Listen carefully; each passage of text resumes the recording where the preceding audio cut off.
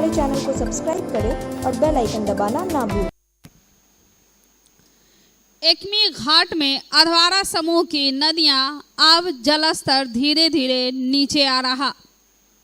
7 जून माह में ही खतरे के निशान को यह पार कर गया था, लेकिन अब नदी नीचे आई है। 7 अगस्त को खतरे के निशान से नीचे आई अधवारा समूह की नदी, जो शहर किनारे अपना आशियाना बनाकर रह रहे थे, वह भी अब निचले स्तर के पानी निकलने के बाद अपने अपने घर को बेरंग वापस लौटने लगे हैं।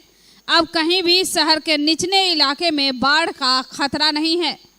हालांकि मौसम का पलटवार कहें तो सावन अभी आधा बाकी है और भादो पूरा बाकी है।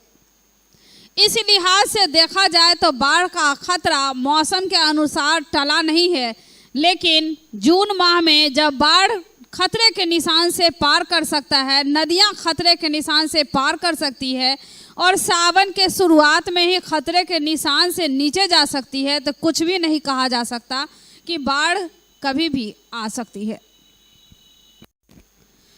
धूप कभी छांव, 2 दिनों की उमस गर्मी और इसी बीच कभी कभी बारिश, और इसी बारिश के रुक रुक के टपकती हुई बारिश में जब वीआईपी रोड एमएलए अकेडमी, थोड़ी बारिश में इस सड़क का यह हाल है कि पूरे कोने कोने तक में पानी पसरा हुआ है, जल जमाव की स्थिति बनी हुई है। तो सोच सकते हैं जब लगातार बारिश होगी तो हाल क्या होगा, हाल बुरा होगा। और वीआईपी रोड से सड़क से सटे यह गली में भी नज़ारा देखिए कि घुटने भर पानी है। नगर निगम का मास्टर प्लान जो जल जमाव से शहर को मुक्त कराना, लेकिन क्या मास्टर प्लान का यह तब्दीली दिखाई नहीं दे रही। अगर ऐसा हाल थोड़ी बारिश में इस शहर का है, तो अगर लगातार बारिश हुई तो क्या स्थिति होगी, यह सहज अंदाजा लगाया जा सकता है।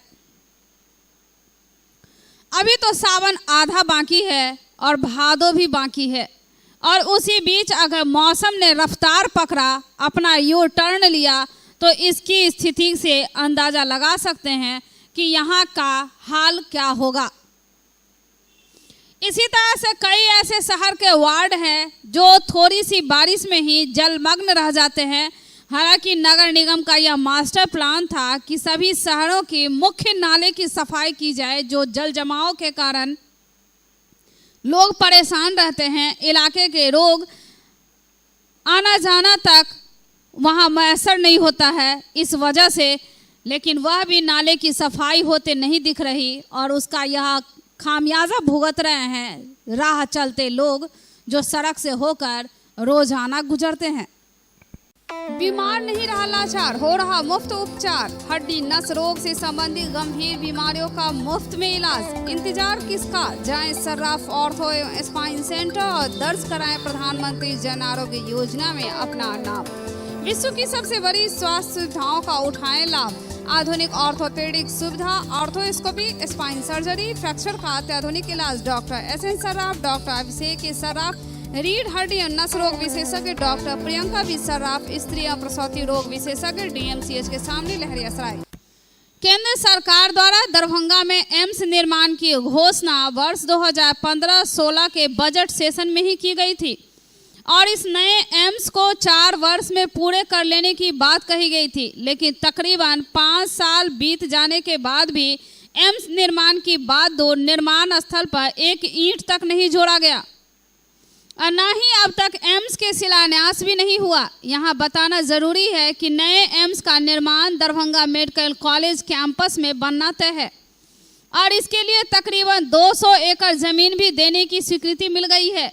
लंबे समय के बाद पिछले वे तकरीबन 4 दिन पहले ही बिहार सरकार ने इस जमीन पर मिट्टी भराई की स्वीकृति भी दी है, लेकिन लेट लतीफी के कारण अब तक जमीन पर कोई काम होता नहीं दिखाई देने से लोगों की नाराजगी बढ़ गई है। ऐसे में एम्स निर्माण देरी को देखते हुए सरकार को चिर निद्रा से जागने के लिए मिथिला स्टूडेंट यूनियन ने एक अनोखे अंदाज में मुहिम छेड़ा है, जिससे एम्स निर्माण के तरफ सरकार का ध्यान जाए और जल्द से जल्द एम्स निर्माण के काम शुरू किए जाएं। राम मंदिर निर्माण के तर्ज पर मिथिला स्टूडेंट यूनियन के लोग एम्स निर्माण के लिए आम लोगों के घर घर जाकर एक ईंट मांग रहे हैं, ताकि सरकार अगर एम्स का निर्माण नहीं कर रही तो वे लोग खुद ही जन सहयोग से 8 सितंबर तक खुद दरभंगा मेडिकल कॉलेज कैंपस में एम्स का शिलान्यास करने की घोषणा भी कर दी गई। कई प्रखंडों में जगह जगह मिथिला स्टूडेंट यूनियन के लोग घर घर जाकर लोगों का न सिर्फ समर्थन जुटा रहे हैं बल्कि एक एक ईंट मांग कर जगह जगह इकट्ठे भी कर रहे हैं। ईंट मांगने समय परिवार वालों को पूरी बात भी बताते हैं, आखिर उन्हें यह सब क्यों करना पड़ रहा है जिसे खुद सरकार को करना चाहिए। गली मोहल्ले में इन युवाओं की टोली घर घर से ईंट लाएंगे, दरभंगा में एम्स बनाएंगे के नारों के साथ घूमते नजर आते हैं। आम लोगों का भी पूर्ण समर्थन इन लोगों को मिल रहा है। एक ईंट से मदद करने वाले मदन कुमार झा ने बताया कि जल्द से जल्द दरभंगा में एम्स का निर्माण हो, इसके लिए तन मन धन से युवाओं के साथ खड़े होने की बात कहते हैं। जो एमएसयू संगठन द्वारा काम किया जा रहा है, जो अभी कार्य चल रहा है इन लोगों का प्रोग्राम, वो सही है। आज से एम्स का निर्माण के कार्यक्रम में चल रहा है जिन लोगों का प्रोग्राम, जो अभी तक नहीं बना है, जिसका ये लोग मतलब कर रहे हैं, जो कि एम्स जल्द से जल्द बन जाए, जो पहल कर रहे हैं ये लोग, वो सराहनीय है। किस तरह से आप देख रहे हैं और देख रहे हैं कि आज देखिए, आज आपसे क्या मांगा गया? हमसे एक ईंटा मांगा गया है जो हम दिए हैं एम्स निर्माण के लिए, और इन लोग का जो अगला प्रोग्राम होगा उसमें भी सहभागी रहेगा हम लोग का। लगता नहीं कि ये काम तो सरकार का था? सरकार का काम था, लेकिन आज से 3-4 साल से घोषणा तो बार बार हो रहा है कि हो रहा है, पेपर में आकर शिलान्यास होता है या घोषणा कर देते हैं कोई नेता करके, अभी तो कुछ हुआ नहीं है, धरातल पे कुछ नहीं हुआ है। और इन लोगों का अच्छा पहल है। जागेगी सरकार? हाँ, इनके प्रयास से जागना तो पड़ेगा ही, जागना पड़ेगा ही, और नहीं जाएगा तो अगला जो प्रोग्राम होगा, कार्यक्रम है, वो होगा, किया जाएगा। जनता किसके साथ है? सरकार के साथ है कि इन युवाओं के साथ? जनता तो युवा के साथ है, सरकार के साथ क्या रहेगा? तो सरकार तो बार बार घोषणा कर रहा है, लेकिन कुछ कर नहीं रहा है सरकार अभी तक एम्स के बारे में। इससे पहले फ्लाईओवर का था चट्टी चौक के लिए, वो भी अभी तक नहीं हुआ है। एम्स का रोज देखते हैं पेपर में कि आता है कि आज हो जाएगा, कल हो जाएगा, कुछ नहीं अभी तक हुआ है अभी तक। वहीं अभियान की शुरुआत करने वाले अविनाश भारद्वाज ने बताया कि सरकार को जगाने के लिए बड़े पैमाने पर यह जन जागरण अभियान चलाया जा रहा, जिसमें एम्स निर्माण काम में न सिर्फ सरकार तेजी लाए बल्कि जमीनी स्तर पर भी निर्माण काम शुरू किया जाए। उन्होंने बताया कि आम लोगों को भी इसके लिए आगे आने की बात कही। उन्होंने बताया कि अगर सरकार 8 सितंबर तक एम्स निर्माण का काम शुरू नहीं किया तो वे लोग खुद लोगों के सहयोग से एम्स निर्माण का शिलान्यास 8 सितंबर को कर देंगे। यही कारण है कि लोगों से एम्स निर्माण के लिए सहयोग के रूप में एक ईंट मांगा जा रहा, ताकि अगर सरकार इसे पूरा नहीं कर सकती तो आम जनता ही एम्स का निर्माण करने में सहयोग करेगी। उन्होंने बताया कि एम्स को सिर्फ चुनावी मुद्दा बनाकर सरकार वोट लेने के लिए धीमी चाल में अपने फायदे के लिए काम कर रही है। कि हम लोग 1 तारीख को आम जनमानस के साथ और मिथिला स्टूडेंट के सभी पदाधिकारी एक साथ बैठ के हम लोगों ने विचार किया जो सरकार का जो प्रस्तावित एम्स है, बिहार का दूसरा एम्स, वो जल्द से जल्द अब उसका शिलान्यास करे। लेकिन सरकार आज चिन्ह निंद्रा में सोई हुई है। मिथिला के साथ शुरू से ही सरकार, मगधी सरकार और ये जो केंद्र में बैठी हुई सरकार है, वो शुरू से सौतेलापूर्ण व्यवहार करते आ रही है। हम लोगों ने इस सरकार की तानाशाही रवैया को देखते हुए हम लोगों ने ठाना है जो हम लोग घर घर जाएंगे, ईंट मांगेंगे और एम्स का शिलान्यास खुद करेंगे। 8 तारीख को हम लोग ये आंदोलन का एक डेट घोषित किए हैं, जिसमें सभी लोग घर घर से निकल के आएंगे। समस्तीपुर, सहरसा, कटिहार, पूर्णिया, दरभंगा, मधुबनी से लोग निकल के आएंगे और उस दिन हम लोग एम्स का शिलान्यास करने वाले हैं। मकसद क्या है? सरकार फेल हो गई या सरकार को जगाना है? सरकार की नीति फेल है, सरकार भी फेल चुकी, चिन्ह में सोई है और सोच रही है जिस तरीके से वो 2015 में एम्स की घोषणा करके 2019 में लोकसभा चुनाव की वोट लेकर चले जाते हैं, 2020 के विधानसभा चुनाव की वोट ले जाते हैं, तो वो चाह रहे हैं इस एम्स को हम लोग प्रस्तावित करके ऐसे ही लंबित रखें और 24 के लोकसभा चुनाव में भी वोट लेकर चले जाए, 25 के विधानसभा में चुनाव में भी वोट लेकर जाए। इसी तरीके से हम लोग को लग नहीं रहा जो सरकार आखिर कब हम लोगों के एम्स का शिलान्यास करेगी, कब एम्स प्रस्तावित जो एम्स है 6 साल पहले उसका सुचारू रूप से उसका उसका क्रियान्वयन करेगी। वही दूसरी ओर अगर आप बात करेंगे 2014 में नागपुर एम्स की घोषणा हुई थी, आज वो बन के तैयार है, वहां पे ओपीडी चालू है।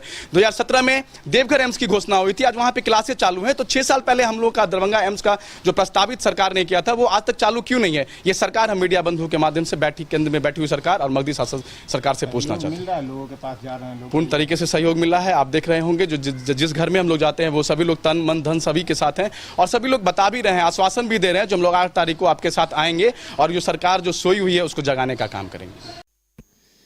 शहर के कई जगहों पर वैक्सीनेशन सेंटर बना करके लोगों को जागरूक करने के साथ ही वैक्सीन भी दिए जा रहे हैं, कहीं फर्स्ट डोज तो कहीं सेकंड डोज।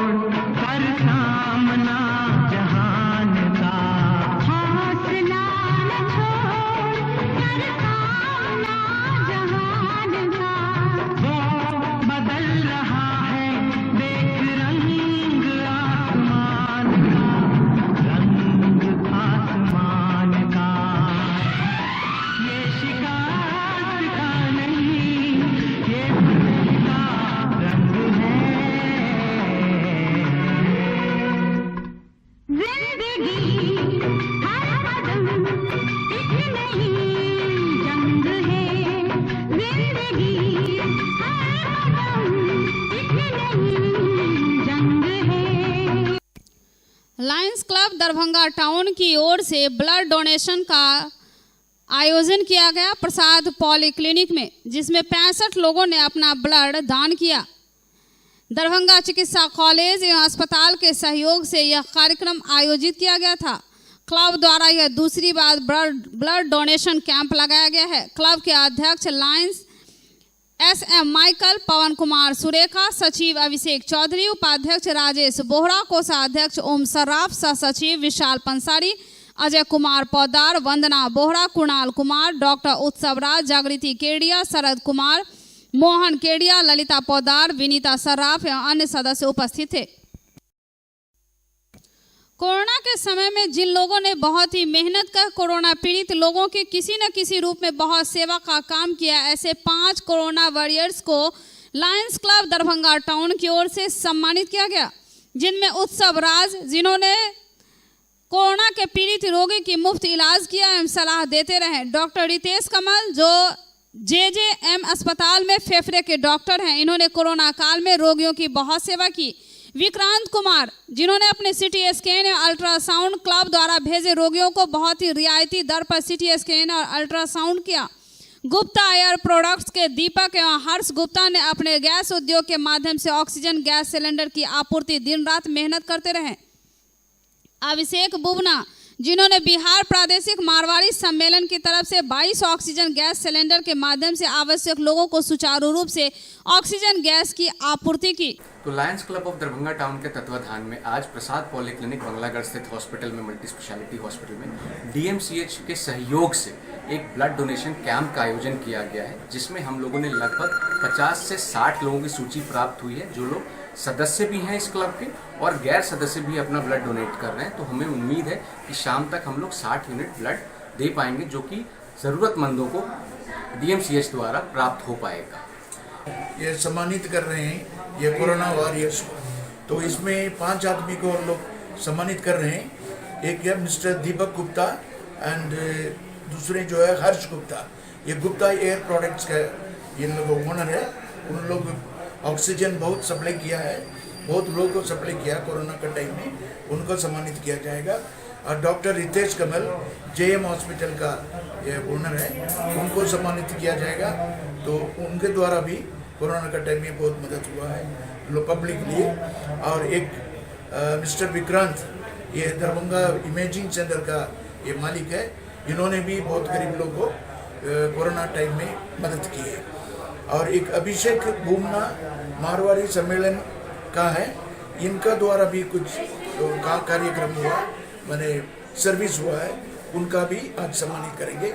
और डॉक्टर उत्सव राज जो प्रसाद पोलियो क्लिनिक का ये है, तो इनको भी, इनके द्वारा भी बहुत सारा काम हुआ था सर्विस कोरोना के टाइम में, इनको भी सम्मानित किया जाएगा। Global health care and diabetes research centre, जो बिहार में पहला अंतर्राष्ट्रीय तकनीक एवं आधुनिक सुविधाओं से लैस सुपर स्पेशलिटी डायबिटीज केंद्र है, जहां एक छत के नीचे डायबिटीज से संबंधित सारी सुविधाएं मौजूद हैं, जैसे कि diabetes heart care, diabetes eye care, diabetes neuro care, diabetes foot care, diabetes pharmacy और डायबिटीज प्रयोगशाला। पता जीसस एंड मैरी स्कूल के पास, रहमगंज, दरभंगा। आरक्षण के प्राप्ति में जातिवार जनगणना की भूमिका विषय पर भारतीय पिछड़ा शोषण संगठन जिला शाखा की ओर से 1 दिवसीय संगोष्ठी का आयोजन किया गया दरभंगा मेडिकल कॉलेज अस्पताल के लेक्चर थिएटर में। तो जनगणना हुआ तो हम किस आधार पर से किसकी गिनती करें? और दुर्भाग्य इससे सबसे बड़ा है कि सबकी गिनती सरकार के लिए सुलभ है, बकरे की, भेड़ की, ऊंट की, बोतों की, लेकिन आदमी के जात की जनगणना हो जाएगी, एक कॉलम बढ़ाना है। वो इसलिए भागती है कि उनको बुझाता है कि चुनाव के समय में हिंदू मुसलमान करके और हमको सबको गैर मुसलमान को हम हिंदू बना देंगे, वो नहीं हो सकेगा। सब तो जान लेगा कि भाई उसमें पिछड़ी जातियों में किस जात की कितनी आबादी है। इससे इसका उजागर न हो, इसीलिए ये दिन रात इस प्रयास में लगे हुए हैं कि किसी भी हाल में, किसी भी सूरत में हम लोग इसको, समाज को जो है, बाबा साहब इस बात को बखूबी कहते थे कि ये हिंदू जो धर्म है वो बहुमंजिला इमारत है। इसमें जो जिस मंजिल पर जन्म लेता है बड़ा होता है। जाति जनगणना के ढेर सारे बहुआयामी ये बात है, ये मुद्दा है। तो जाति जनगणना के महत्व को समझना। तीसरा हमारा उद्देश्य है जातीय जनगणना की आरक्षण की प्राप्ति में भूमिका को रेखांकित करना। जाति जनगणना और आरक्षण ये दोनों कैसे एक दूसरे से संबंधित हैं, इसको जानना। अभी आपके हाथ से निकल गया। पिछले 27 तारीख को हम लोगों ने एक आंदोलन किया था और राम बुझावन बाबू और साफी जी के नेतृत्व में हमने जो है आंदोलन का स्वरूप तैयार किया था, उमेश बाबू और डॉक्टर अजीत चौधरी के नेतृत्व में। और इस आंदोलन की आवाज जो है दिल्ली तक गई और नीट में जो हमारे 5 साल से मेरा हक जो है खत्म हो गया, जिसको हम लोगों ने इस आंदोलन के माध्यम से रिस्टोर करने का काम किया। इसलिए मैं